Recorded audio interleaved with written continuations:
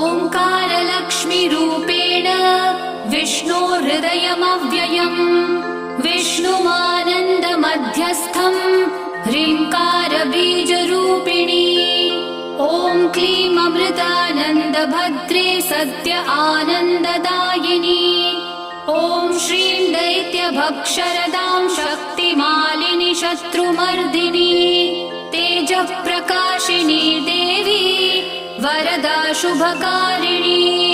ब्राह्मी च वैष्णवी भद्रा कालिका रक्तशाम्भवी आकार ब्रह्मरूपेण ओङ्कारं विष्णुमव्ययम् सिद्धिलक्ष्मी परालक्ष्मी लक्ष्म्यलक्ष्मी नमोऽस्तु ते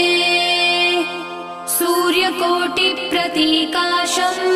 चन्द्रकोटिः समप्रभम् तन्म